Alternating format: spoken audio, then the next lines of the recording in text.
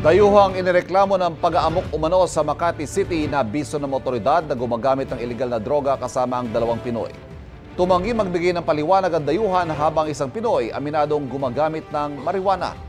May unang balita si Bea Pinlac. Natigil ang inuman ng 47 anyos na dayuhang ito at ng 2 Pinoy nang pasukin ng pulisya ang bahay nila sa Tejeros, Makati City kagabi. Ayon sa mga otoridad, nakatanggap sila ng sumbong tungkol sa pag-aamok umano ng dayuhang suspect. Kalaunay na pag-alaman nilang gumagamit din umano ng iligal na droga ang mga suspect.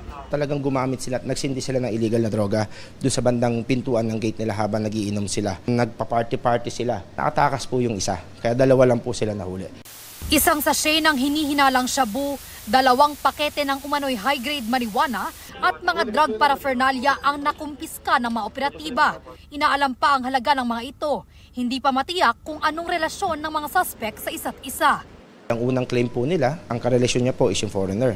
Ngayon, ang kiniklaim naman po niya, ang karelasyon niya ay nakatakas. Ang isa sa mga nahuli, 19 anyos na estudyante, aminadong gumagamit ng high-grade marijuana. Sa akin po talaga yun, hindi ko na po itatanggi. Kasi po, nakita po yun sa kwarto ko eh. Kasi po, meron po kasi akong goiter eh. Tapos nasubukan ko po, natukso po ako ng mga tropa ko po. Sabi niya, may isa pa umanong kasabwat ang dayuhang suspect. Meron pa po kasi sa isa pong kaibigan eh. Ayun po yung nagsusustento po ng bisyo niya. Ilang years siya nakulong sa US? 15 years daw po. Dahil saan? Dahil din daw po sa drugs. Ayun lang po yung sinabi niya. Napag-alaman naman ng pulisya na dati nang nakulong sa Amerika ang dayuhang suspect, kaya makikipag-ugnayan daw sila sa Bureau of Immigration. Sabi naman ng dayuhang suspect, I'm invoking my right to remain silent right now, so I'm finished. But just to clarify, were you involved in drugs back in the US? I'm not answering any questions. nahaharap sa reklamong paglabag sa Comprehensive Dangerous Drugs Act ang mga arestadong suspect. Tinutugis pa ang isa pang nakatakas. Ito ang unang balita. Bea Pinlac para sa GMA Integrated News.